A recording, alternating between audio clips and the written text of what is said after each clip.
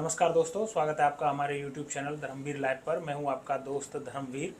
दोस्तों, सितंबर का महीना है और आईटो जो ट्रैवल एजेंट्स की सबसे बड़ी बॉडी है, उसके लिए सितंबर का महीना हमेशा खास रहता है, क्योंकि इनका सालाना कन्वेंशन इस महीने में आयोजित करते हैं ये लोग। और इस बार का जो 38th कन्वेंशन है वो औरंगाबाद शहर में होने जा रहा है। 29 सितंबर से लेकर 1 अक्टूबर के बीच में यह कन्वेंशन वहाँ पर होस्ट किया जाएगा। और आज हम आए हुए हैं राजीव मेहरा साहब से मिलने के लिए। राजीव मेहरा जी आईटो के प्रेसिडेंट हैं और पिछले कुछ समय से बहुत भव्य लेवल पर यह आईटो के कन्वेंशंस को होस्ट करते आ रहे हैं। आज हम उनसे बात करेंगे आईटो कन्वेंशन से रिलेटेड इश्यूज़ पे, और कुछ बात करेंगे हम ट्रैवल एजेंट्स और गाइड्स के बीच में जो इश्यूज़ हैं उन पर भी हम उनसे बात करेंगे। आप बने रहिए हमारे साथ। मेरा साहब, बहुत बहुत शुभकामनाएं। आप 38वां आईटो का कन्वेंशन होस्ट करने जा रहे हैं औरंगाबाद में। कैसी तैयारियां हैं उसके लिए? तैयारियाँ बस ऑलमोस्ट कंप्लीट हो रही हैं। छत्रपति संभाजी नगर, जो औरंगाबाद का नया नाम है, वहाँ आईटो कन्वेंशन हो रही है। 29 सितंबर से 1 अक्टूबर, जैसे आपने कहा, और 2 अक्टूबर से फिर फैन ट्रिप्स हैं। सेशंस ऑलमोस्ट डन हैं। होटल्स मेरे पास ऑलमोस्ट फुल हैं इस टाइम। फ़्लाइट्स भी ऑलमोस्ट फुल हो रही हैं। और सेशंस एज़ यूजुअल हैं ही हैं हमारे पास। और माननीय मुख्यमंत्री महाराष्ट्र के, वो उन्होंने कंफर्म करा हुआ है। माननीय उप मुख्यमंत्री भी उस दिन उपस्थित रहेंगे टूरिज़्म मिनिस्टर के साथ, और leader of opposition Maharashtra legislative council के वो भी रहेंगे। स्पीकर साहब की अभी हम उम्मीद कर रहे हैं कि कंफर्मेशन की। मिस्टर कदात है, minister of state finance, government of India, वो भी एमपी हैं औरंगाबाद से ही, तो मोस्ट प्रॉब्ली वो भी ज्वाइन करेंगे। मैं रिटन कंफर्मेशन की उम्मीद कर रहा हूँ उनसे। एज़ यूजुअल पोस्ट टूर्स हमारे जैसे होते हैं वो तो है ही, जैसे आप जानते हैं। तो ये उद्घाटन कार्यक्रम में शामिल होंगे मुख्यमंत्री महोदय, या फिर ये जो समापन होता है उस दिन शामिल होंगे? मुख्यमंत्री साहब और मिस्टर फडणवीस, ये तो इनाग्रेशन पर रहेंगे। अजीत पवार साहब, डिप्टी सीएम साहब, उन्होंने कंफर्म करा वो वैलिडिटी सेशन पे रहेंगे। वो समापन वाले दिन? समापन वाले दिन रहेंगे वो। अभी रेड्डी साहब की अभी हम इंतज़ार कर रहे हैं कंफर्मेशन का, क्योंकि कुछ वो व्यस्त हैं उन दिनों में। बट हम उम्मीद रख रहे हैं, क्योंकि आजकल ज़्यादा वो हैदराबाद में होते हैं, और हैदराबाद से औरंगाबाद की काफ़ी फ़्लाइट्स हैं, तो शायद वो आ सकें। मेरा भी उनके ऑफिस में टच में हूँ, तो बट ये लोग सब कंफर्म है हमारे पास। ये मेहरा साहब, नॉर्मली आपका जो कन्वेंशन होता था वो 15 सितंबर से पहले पहले आमतौर पर हो जाता था। इस बार ये सितंबर के आखिरी हफ्ते में गया है, और उस कारण से कुछ टॉप रेज़ा का जो कन्वेंशन होता है पेरिस में, कुछ उसके साथ डेटें भी कुछ क्लैश हुई हैं इसकी। ये पीछे जाने का क्या रीज़न रहा? हाँ, देखिए, गणेश चतुर्थी मेरे ख्याल 18 सितंबर से प्रारंभ हो रही है, और 28 सितंबर को लास्ट विसर्जन है। तो उन दिनों के अंदर, और वो महाराष्ट्र में भी है, इसलिए उन दिनों के अंदर कन्वेंशन करना पॉसिबल नहीं था। और 28 सितंबर की ईद भी है, तो इन सब को नज़र रखते हुए हमें ये 10 दिन हमारे ही जो हैं वो रह गए गणेश चतुर्थी के चक्कर में। 28 तारीख को विसर्जन हो जाएगा, 29 से हम सितंबर से शुरू कर रहे हैं। उसमें भी दिक्कत है, क्योंकि लॉन्ग वीकेंड भी आ रहा है। बट और टॉप राइज़र के साथ कोई ऐसा बात नहीं है। जो लोग टॉप राइज़र में जा रहे हैं, टॉप राइज़र 3 से 5 को है। लोग 2 तारीख को यहाँ से हमारे निकल रहे हैं एयर इंडिया फ़्लाइट लेके सुबह, और सीधी दिल्ली से फ्रैंकफर्ट की या जहाँ की भी फ़्लाइट कनेक्ट करनी है दिन की, सब लेके जा रहे हैं। सब 2 तारीख शाम तक अपने स्थान में पहुँच जाएंगे टॉप राइज़र के लिए 100%। कोई दिक्कत नहीं है उसमें। चलिए, उम्मीद करते हैं कि सबसे ज़्यादा प्रॉब्लम कहीं में ये आ रही है कि पाटा ट्रैवल मार्ट भी हो रहा है दिल्ली में 4 से 6 अक्टूबर को। तो उसमें भी जिन्होंने इनवाइट करना है, वो सिर्फ इतना है कि वो पोस्ट और नहीं ले पा रहे, तो वो 2 तारीख को वापस आ जाएंगे, या कुछ ले भी रहे हैं तो 3 से ले रहे हैं, क्योंकि पाटा ट्रैवल मार्ट 4 तारीख से 4 से 6 अक्टूबर को है। तो इस बार के कन्वेंशन में मेरा साहब कितने लोग आपको लगता है कि कितने टोटल डेलीगेशंस वहाँ पर पहुँचेंगे, कितने रजिस्ट्रेशन अभी तक हो चुके हैं जब हम आज आपसे बात कर रहे हैं 14 सितंबर को, और कितने डेलीगेशन आपको उम्मीद है टोटल पहुँचेंगे इस कन्वेंशन में? मेरे पास कल रात का मैं बैठा हुआ था आईटो ऑफिस में ही, कोई 700 लोगों की कंफर्मेशन है मेरे पास इस time, including press and invitees, और अभी बहुत समय पड़ा हुआ है। तो वो जो 900,000 का हमारा एक टारगेट होता है, मुझे लगता है आराम से वो पूरा हो जाएगा 100%। तो अगर 1000 तक भी पहुँचते हैं तो एक अच्छा नंबर है आईटो कन्वेंशन के हिसाब बहुत अच्छा नंबर है, और वो भी औरंगाबाद पहुंचने के लिए। से। और तो ऐसी कोई दिक्कत वाली बात नहीं है, इतना नंबर हम 100% पहुंच जाएंगे। मेरा साहब, आप पोस्ट कन्वेंशन की आप बात कर रहे थे, हमारी कई ट्रैवल एजेंट से भी बात हुई बीच में। सभी लोगों की एक ही शिकायत है कि जो पोस्ट कन्वेंशन जो टूर्स हैं वो बड़ी ही लिमिटेड संख्या में है, वो ज़्यादातर सोल्ड आउट ही शो कर रहा है पहले 1-2 दिन के बाद से ही। क्या कुछ कम नंबर्स हैं या फिर कुछ और बात है उसी उसमें कि पोस्ट कन्वेंशन टूर उतने ज़्यादा उपलब्ध नहीं है लोगों के लिए? देखिए, पोस्ट टूर नंबर 1, 2, 3 और एक पोस्ट टूर नंबर 6 मैंने शुरू करा आज। उसमें कोई प्रॉब्लम नहीं है, वो डे रिटर्न ट्रिप्स है, जितने मर्जी आए they are all welcome. Post tour number 4 जो शिरडी का है, वहाँ पर आज भी मैंने अभी सर्कुलर इशू करवाया है, 10 रूम्स मैंने और एडिशनल मिल गए हैं मेरे को वहाँ पे। सो 20 मोर पैक्स हम ले रहे हैं, हमने रिजर्वेशन भी खोल दी है और मेल भी चला गया, जिसको चाहिए वो कर लेगा। अब पोस्ट टूर नंबर 4 हम देखिए, एक सबसे बड़ी बात यह है कि लॉन्ग वीकेंड आ गया, ये 2 अक्टूबर की छुट्टी है, और उन दिनों में शिरडी या नासिक में ट्रैवल करने वाले बहुत लोग हैं। तो एक ये रीज़न रहा कि हमारे को कॉम्प्लीमेंट्री रूम्स नहीं मिल पाए जिस नंबर पे हमें चाहिए थे होते हैं, तो इसकी वजह से। और नासिक में सबसे कम मिले, और नासिक में मेरे पास 15 रूम्स हैं, मैं क्या करूं उसका। और पोजीशन ये है कि एक वो सिटी ऐसी है कि जहाँ पर इतना हमारा टूरिस्ट भी जाता नहीं है, तो कहीं को तो समझ नहीं आ रही थी आइटो क्या है, सबको समझाया। और मुझे लगता है कि एक बार जो भी लोग जाएंगे वहाँ पे, या जो भी पब्लिसिटी हो रही है, इन द लॉन्ग रन मुझे पूरी उम्मीद है कि नासिक, शिरडी, औरंगाबाद सब आइटनरी में डलेंगे, ये सब डलेंगे आइटनरी में।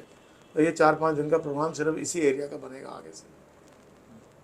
तो जो पोस्ट कन्वेंशन टूर, मतलब बेसिकली जो सबसे ज़्यादा पॉपुलर रूट था वो ये नासिक और मुंबई वाइन टूर जो था, ये ज़्यादा पॉपुलर था। correct. लेकिन वहाँ पर रूम्स वगैरह की अवेलेबिलिटी उतनी ज़्यादा है नहीं। अवेलेबिलिटी भी नहीं है। दूसरी सबसे बड़ी बात यह है कि छुट्टियों की वजह से सबके होटल्स बुकड हैं, वहाँ पर लिमिटेड होटल्स हैं, सारे के सारे बुकड हैं, और हमें फैमिली ट्रिप के लिए कॉम्प्लीमेंट्री रूम्स चाहिए। तो ये दिक्कत आई, जितने हमने मैक्सिमम कोशिश करी हमने ले लिया वहाँ पर रूम्स, जहाँ जहाँ से मिल सकते थे, तो वो हमारे पास आ गए। जैसे मैंने कहा, शिरडी में आज मैंने 10 कमरे और लिए हैं, तो आई एम क्वाइट होपफुल कि वो भी थोड़ी देर में फुल हो जाएगा वो अभी। तो आप हमारे दर्शकों को ये एश्योर करेंगे कि जो बाकी के डे ट्रिप जितनी भी हैं उनमें तो आप जितने भी फैम ट्रिप पे जो लोग जाना चाहें वो जा सकते हैं, जो जितनी भी सेम डे ट्रिप में मैं सारे मेंबर्स को श्योर करता हूँ कि जितने भी आएंगे सबको लेंगे हम, किसी को छोड़ेंगे नहीं। चाहे एक बस फुल हो जाए और मुझे एक कार लगानी पड़ जाए अलग से, वो भी लगाएंगे हम, बट उसमें कोई दिक्कत नहीं आएगी। पोस्ट टूर नंबर 1, 2, 3 एंड 6 में 4 अभी खुला हुआ है। जो दर्शक ये देख रहे हैं, अगर उनको शिरडी जाना है तो अभी भी बुक कर सकते हैं। टूर नंबर 5 में कहीं से एडिशनल रूम भी नहीं मिल रहे, क्योंकि 2-3 को कमरे कहीं नहीं है वहाँ पर। ये बड़ी मुसीबत हुई हुई है, इसलिए वो पॉसिबल नहीं हो रहा। और ये एक और चीज़ जो शायद आप अगर बताना चाहें हमारे दर्शकों को, अगला कन्वेंशन कहाँ होगा इसके, अगर इसके बाद? अगला कन्वेंशन तो अभी 2 जगह चल रही हैं। कोशिश तो हमारी ये है कि उसकी अनाउंसमेंट हम करें, बट अभी तक जो पहली जगह जहाँ चल रही है बात, उन्होंने मना नहीं करा अभी हमारे को। हमने उनको कल की डेडलाइन दी हुई है कि कल तक हमें आइदर वे बताएं, ताकि हम दूसरे वाले को कंफर्म करें। हाउएवर, एक मैं गुड न्यूज़ आपको दे देता हूँ। 2025 सितंबर पूरी कंफर्म्ड है। 2025 सितंबर पुरी जो उड़ीसा उड़ीसा में में है वहाँ पर कन्वेंशन कन्वेंशन कंफर्म है। और 2024 का जो अभी कन्वेंशन है हाँ, वो अभी देख रहे हैं हम। स्टेट वाइज कुछ आइडिया? स्टेट वाइज मेरे पास 2 स्टेट्स हैं। पहली हम गोवा देख रहे हैं। ओके। गोवा ने चाहा हम वहाँ आए तो तभी हम उनसे बात करी, और अगर वो मना करेंगे तो फिर मध्य प्रदेश है हमारे पास। ओके, फिर मध्य प्रदेश है। ये 2 जगह चल रही हैं, बट उड़ीसा 2025 कंफर्म्ड है।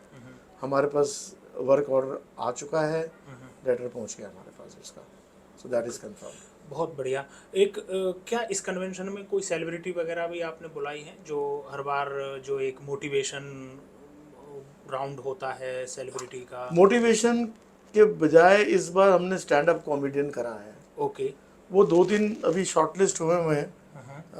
आज शाम तक आई एम क्वाइट होपफुल कि फाइनलाइज हो जाएंगे वो भी। कोई नाम? नहीं, 2 काफ़ी सारी लिस्ट थी, वो मैं 2-3 शॉर्टलिस्ट कर दिए हैं। आज 100% डिसीजन हो जाएगा कि उनमें से कौन आएगा आज। ओके, मतलब स्टैंड अप कॉमेडियन होगा instead of motivation speaker this time. हाँ, ये थोड़ा सा चेंज होगा। ये चेंज हुआ है। चलिए, ये अच्छा है, आप हमारे और दर्शकों के लिए कंफर्म कर रहे हैं। 30 तारीख को डिनर से पहले वो करोके जो हमने शुरू करा है, 2 साल से करा, वो भी एज यूजुअल होगा। तो एज यूजुअल वो भी करेंगे। चलिए, ये तो आइटो के लिए हमारी तरफ से बहुत शुभकामनाएं हैं। थैंक यू वेरी काफ़ी मच, जानकारी हुई। एक हम गाइड से रिलेटेड एक इशू है मेरा साहब। बहुत सारे गाइड इस समय, एक तो काम कम है इस वजह से थोड़ा सा परेशान है, एक कुछ वेजेस को लेके भी इश्यूज हैं कि कम वेजेस मिल रहे हैं। फिर उसके बाद बहुत सारे गाइड ऐसा सोचते हैं कि जो फैसिलिटेटर्स बने हैं वो अभी मोन्यूमेंट्स के अंदर अलाउ नहीं हुए हैं, उनमें भी कुछ दिक्कतें चल रही हैं। ये सारा जो कुछ झमेला अभी चल रहा है, ये एक आइटो प्रेसिडेंट होने के नाते आप इस पूरे मामले के बारे में क्या सोचते हैं? देखिए, पहली बात, जहाँ तक वेजेस की सवाल है, वेजेस ऑलरेडी रिवाइज हुए हैं 1 अक्टूबर 2023 से। ऑलरेडी TGFI के साथ एग्रीमेंट साइन हो चुका है। I think 15% approximately high increase हुआ है उसमें। इंक्रीज हुआ उसमें। तो वो फाइनल हो गया, एंड सबकी सहमति से हुआ है वो। हम कम देना चाह रहे थे, वो ज़्यादा करना चाह रहे थे, पर सबकी सहमति से ये हो गया है। बट कोई मेंबर्स, कुछ गाइड्स ऐसे हैं जो इन TGFI के मेंबर्स नहीं हैं, वो चाहते हैं और बढ़ें। तो क्योंकि हमारा एग्रीमेंट सिर्फ TGFI के साथ हो सकता है, वो हमने कर दिया, and everyone has to follow those rates. ये सीधी जहाँ तक अब रह गया फैसिलिटेटर्स का, फैसिलिटेटर्स हम में से कोई यूज़ नहीं कर रहे हैं अभी, क्योंकि उनके परमिशन नहीं है ASI मॉन्यूमेंट्स के अंदर जाने के लिए। और हम गाइड वो लेते हैं जो लाइसेंस्ड गाइड हो गवर्नमेंट ऑफ इंडिया का, मिनिस्ट्री ऑफ टूरिज्म से, ताकि उसको परमिशन है ASI मॉन्यूमेंट्स के अंदर जाने से। और वो ट्रेंड गाइड्स हैं सारे के सारे, और लाइसेंस रिन्यू के टाइम पे भी इनकी रिफ्रेशर्स कोर्स होते हैं। तो फैसिलिटेटर्स का अभी इतना ट्रेड के लिए फ़ायदा कुछ नहीं है, क्योंकि मैं एक वो लूँ, एक फिर गाइड लूँ मॉन्यूमेंट्स में, इट्स टू एक्सपेंसिव। रेट्स आगे बहुत ज़्यादा हो रहे हैं, तो वो पॉसिबल नहीं है उसके लिए बिल्कुल। और जो एक और जो सबसे ज़्यादा फ़ायदा हमें हुआ है कि जो भी नए गाइड्स के लाइसेंसेस रिन्यू हो रहे हैं, वो अब पैन इंडिया के बेसिस पे हैं, नॉट ऑन रीजन बेसिस। तो उससे हमारे को जब स्काउटिंग स्पेशली अपने गाइड से करवानी है, तो वो कहीं भी भेज सकते हैं उनको, ऑल इंडिया लाइसेंस उनके पास है, और कहीं भी वो साइटिंग कर सकते हैं पूरे हिंदुस्तान में। पूरा भारत उनका एक है। तो ये जो जितने भी गाइड्स को अब ऑल इंडिया बनाया गया है, ये दरअसल आइटो की पहल थी कि मिनिस्ट्री ऑफ टूरिज्म का ये आइडिया रहा? ये हमने काफ़ी टाइम से लगे हुए थे कि रीजनल वाइज में दिक्कत आ रही थी, क्योंकि इवन खजुराहो वो वेस्ट में चला जाता है। अगर दिल्ली, आगरा, जयपुर, वाराणसी किसी ने जाना है तो खजुराहो में एक तीसरा गाइड लेना पड़ रहा है। 2 लीडर के अलावा हमारा स्पॉट तो चल रहा है, एक गाइड अलग लेना। तो क्लाइंट्स पूछते हैं भाई क्यों ले रहे हैं हम इसलिए। तो एक छोटी सी मैंने आपको बताई। फिर जिस टाइम दूसरा, हर एक आदमी का अपना स्टाइल है बात करने का, हर एक आदमी का अपना तरीका है वो करने का, तरीका बात करने का, एक्सप्लेन करने का। तो अब एक ही स्कॉट रहेगा पूरे पैन इंडिया में तो हमें कोई प्रॉब्लम नहीं आनी, किसी बात की कुछ नहीं आनी। तो इसलिए हमारे को तो ठीक लग रहा है कि कोई दिक्कत नहीं होगी उसमें। लेकिन फिर आपके हिसाब से अब फैसिलिटेटर्स का क्या क्या होगा, या फिर आप किस कंडीशन में फैसिलिटेटर्स को काम देना स्टार्ट करेंगे, या केवल फैसिलिटेटर्स को नहीं देंगे जब ये ऑल इंडिया गाइड बन जाएंगे तब काम देंगे, इस तरीके का? किसी फैसिलिटेटर्स जब तक उनके फैसिलिटेटर वैसे तो ऑल इंडिया बेसिस पे है, वो रीजन बेसिस पे नहीं है, मगर जब तक उनको एएसआई की एंट्री मॉन्यूमेंट्स पे एंडोर्समेंट नहीं मिलती है तब तक हमारे मेंबर्स नहीं यूज़ करेंगे। एक बार वो मिल जाती है एंट्रेंस, उसके बाद देखेंगे कैसे चलता है, क्या होता है, क्योंकि फिर सप्लाई बढ़ जाएगी गाइड्स की मार्केट के अंदर। मार्केट में गाइड्स की सप्लाई बढ़ जाएगी एकदम ही। और जो बेस्ट हैं वो काम लेके जाएंगे। और जितने गाइड्स हमारे साथ, हमारे मेंबर्स आज काम कर रहे हैं टीजीएफआई के, वो ऑलवेज बेनिफिटेड रहेंगे कि उनके साथ हर एक कंपनी के अपने अपने रिलेशनशिप्स हैं, तो वो बेनिफिट में तब भी रहेंगे। ये है नहीं कि उनको छोड़ के किसी और को रख रहे हैं कोई। तो बट सप्लाई हमारे पास ज़्यादा आ जाएगी अगर काम और बढ़ता भी है, जैसे 2029-30 तक कह रहे हैं कि हमने बढ़ाना है काम, तो उसके लिए उसके हिसाब से गाइड्स की कमी नहीं रहेगी। मेरा साहब ये कह रहे हैं कि अगर ऐसे फैसिलिटेटर्स जो कि गाइडिंग का काम करना चाहते हैं और आईटो से अप्रूव ट्रैवल एजेंट के साथ काम करना चाहते हैं तो उनको एडवांस लेवल कोर्स करना ही होगा ताकि वह मॉन्यूमेंट्स के अंदर गाइडिंग कर सकें। जब तक वो ऐसा नहीं करते हैं उनको आईटो के जितने भी मेंबर्स ट्रैवल एजेंट्स हैं वो उनको काम नहीं देंगे। वैसे मेरा साहब ये पोस्ट कोविड जो रिकवरी रही है टूरिज़्म की, आपके हिसाब से अब हम जब ये 2023 में जब हम ये बात कर रहे हैं तो कितना रिकवर कर चुका है इनबाउंड टूरिज्म आपके हिसाब से? अभी तक 35 to 40%, 35 से 40% रिकवरी हो चुकी है।